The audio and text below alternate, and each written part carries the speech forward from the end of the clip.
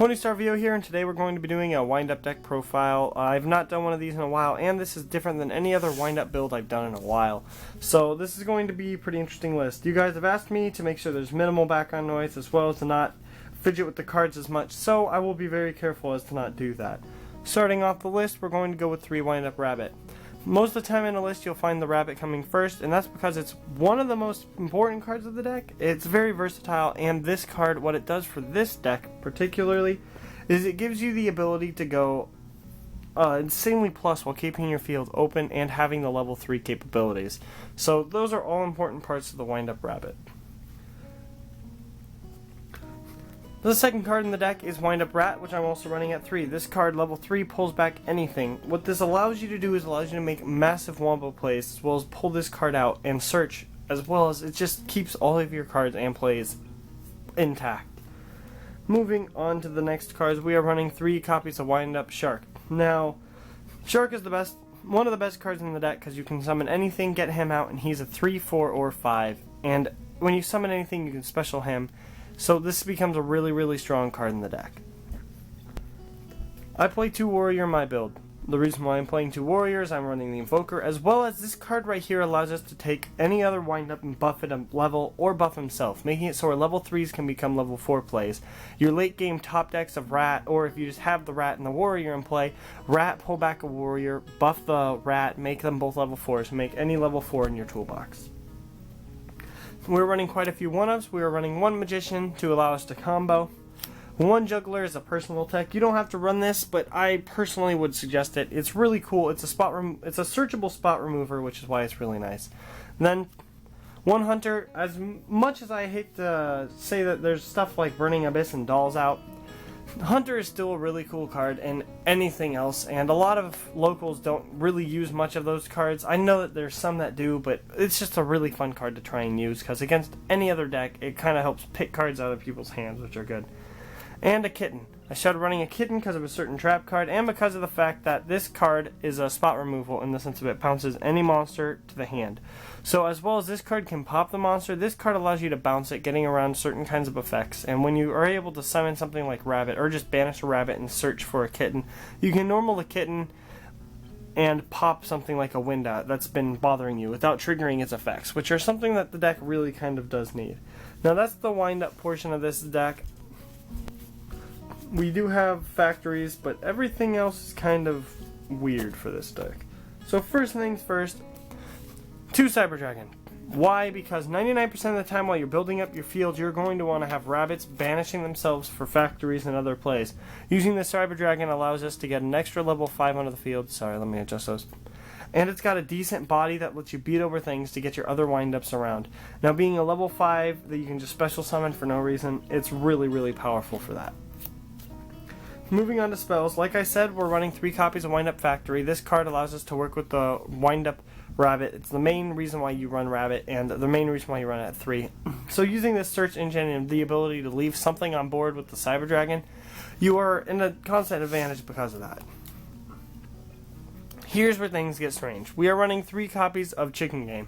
Why? Because I feel the plays of being Rabbit, Factory, Chicken Game, Draw allows you to be in a decent position where you're not going to take too much damage on the opponent's turn because they can't really wombo your open field.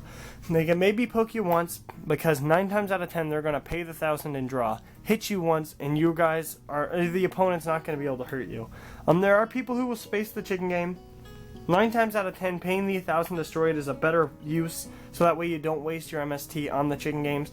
And if you've got a factory out, 9 times out of 10 they're going to pop the factory instead, which is a nice thing to know about because it lets you keep the Chicken Game out to get your draws or pop it yourself. And then just kind of get your wombos out without worrying about your opponent wiping or destroying you in one turn from using that rabbit that we are currently trying to utilize. Staples, we got 3 space. Any combo oriented deck you like 3 space because you don't want back row hurting you. I'm a blind space person, I know that's bad.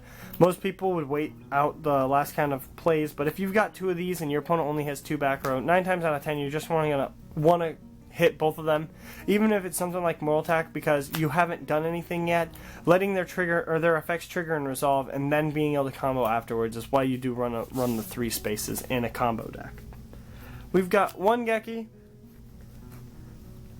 and 2 Dark Hole. The 2 Dark Hole and Geki kind of help you keep the field wiped, and because your field will be open most of the time because of the rabbit, the Dark Holes are really good. This is your way of keeping the field clean, so that way you can push for games.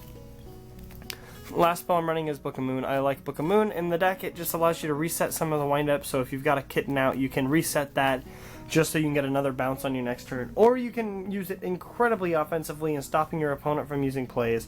So this card is a really, really versatile card in the deck. Now this is the reason why Kitten became decent. Powerful Rebirth. Activate this card by targeting a level 4 or lower monster in your graveyard. Special summon it, increase its level by 1, and attack by 100, as well as its defense. If the monster is destroyed, destroy this card. Not vice versa. So with this card, you got a set. Your opponent activates MST, you can flip this up, it'll resolve, summon the monster, and this will die, but your monster will stay. As well as, using this card, flip it up, summon your monster. If your opponent does space it at any time after it's already resolved, then you've gotten a free monster out of it. There's no reason your opponent should ever hit this card. But the main thing is, it lets you summon back Kitten as a level 3, summon back Shark as a level 5, and then drop his own level to level 4 if you wish. Summon back a Rat as a level 4. It's just all these card effects are really nice because Powerful Rebirth lets you boost the levels. And our last kind of staple traps, 2 Mirror Force because it's nice. I will probably be replacing this with any of the other ones, the ones that are Compulse or Ring of Destruction. I really do want to try 1 Mirror Force, one of the Compulse Force, because that's just something really cool. Air Force, I think is what it's called. I just haven't got my hands on one of those, so, you know. And then our staple 5 traps, Bottomless, Compulse, Torrential, Warning, and Ring of Destruction. These cards are all really good in the deck because just keeping those staple cards, keeping your opponent's field away from being productive while you getting to keep your get to your combos and play your combos are really nice. Now, it's not any kind of OTK combo-oriented deck in any sense of the words, but what it does is it lets you constantly toolbox and make plays. Moving to the extra deck, got wonderful new sleeves for them. I was really excited for it. And let's start into it. We've got 1 copy of Ghost Drake, Alucard, 1 copy of Leviair, 1 copy of Invoker, and 1 copy of Leviathan for our level 3, or rank 3s. The Leviair and Invoker are our main combo-oriented cards. You can do stuff like have a Rabbit and Rat pull back like level 4, banish a Magician, get things off, get free summons, get cards, and then Leviair the Magician back, Shark, and get more plays. As well as the Invoker lets you pull out that Warrior. The Warrior does its best job in the graveyard, so if Lavalval Chain was at 1, we might want to put 1 in there somewhere because it would allow us to either stack the deck if we needed to or put into our graveyard a Warrior. Being able to stack the deck with Lavalval Chain and then being able to immediately draw with Chicken Game would be an amazing combo, but we just don't have that available to us. Also, the Lavalval Chain is because sometimes you do need to beat over things, and windups do have chances where you only have level 3s in play.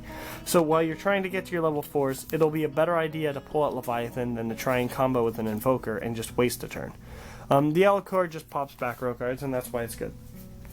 9 times out of 10, your opponent's going to Bottomless, Compulse, Warning, Torrential, your Alucard summon. That's good because it baited out those cards. If they feel like their other cards are that important, you can space the other cards. But the Alucard, you summon it and they have to respond to it or else they're going to start losing cards, which is why Alucard is such an amazing card. Dweller, I'm not a big fan of this card, never really have been. This card could be a lot of other things, but I just kind of run it. I know a lot of people think it's a really good card, and I know it has its uses. I just never really liked it. The main reason why it's okay is because Shark buffs his attack. That's why the only reason why I still run it in the deck. We have Castel and Shark as your problem remover cards, as well as a Direwolf. I like the Direwolf because detach Direwolf, target your opponent's card, target your Rabbit, banish Rabbit, get a search, and you get a pop a card for free, as well as keep a 2000 beat stick on the field. So that's always good. Next wave, we got our Gaga Samurai, allows for OTKs really easily. That's the only reason why I'm not running Shark Fortress, as you'll see, but because this card lets you pull out any 2 cards and make 19 times 2, which is an insane amount of damage to your opponent out of nowhere. We also have a Cowboy for game. If you have both of these out, you can detach one while he's in attack mode, detach off Samurai, make him, so whenever he attacks, he can attack twice, and he reduces the damage and gains 1,000 or whatever during each attack, which is really nice. Next, we got a Ragna Zero. and a Rhapsody. I really like these two cards. I'm sad I don't have the foils of them yet, but that's a topic for a different day. I really do enjoy these two cards in every sense of the meta. Also, because this deck is so silly and combo and toolboxy, you can pull out like both of these cards or any two XYZs, such as a lot of duels I've been able to pull out Invoker and the Rhapsody, banish two cards, get a free summon out, then summon the Rhapsody and equip the Rhapsody to Invoker, giving it a decent attack stat. As well as Ragna's just really nice card. Crazy Box. So Crazy Box is an interesting card. I hate it. What you play instead of Crazy Box is Exciton. You need to run Exciton. This deck has the ability to put yourself into a small, what it would seem like as a minus, but it wouldn't actually be. And then you can banish stuff like Rabbit and then summon your Rat. Rat, pull back a Warrior, make a free Exciton. This needs to be Exciton. I was running Crazy Box at my locals when I was playing this deck just because I don't own an Exciton. I'll be probably picking one up soon though. Armades and Tiras. This would probably be better if you kept it as a Zen like an Arsenal, because popping 2 back row is actually really, really nice. Some people would like to run other XYZs. Running the Cyber Dragon allows you to make a lot more frequent XYZs of rank 5s, but at the same time, Cyber Dragon's attack stat is justifiable to leave him on the field. Tiras is really the only extra deck card I'd ever really make, and the reason why you don't run Volcasaurus is because you have to devote about 6 extra deck spaces if you really want to run all the 5s, which would be like Tiras, Volcasaurus, and then you have to run a Gaia Dragon if you're on Volcasaurus, which means these two are taken by one XYZ and its upgrade, because most of the time you don't want to leave Volcasaurus out when you could upgrade and get an attack off. But that is the wind-up deck profile. I really enjoy this deck. It's one of my favorites. I know this is probably the weirdest list you've ever seen of this deck. Maybe you've seen stranger ones, but it's something really fun. I would enjoy it if you guys would try it out. Sorry I haven't gotten very many uploads yet. I've been kind of sick, just getting over some weird sickness. It wasn't a cold, wasn't a flu, don't have any idea what it was. But this is the profile. Hope you guys enjoy. Remember to like, comment, subscribe, and all that. And as always, have a wonderful day. Yeah.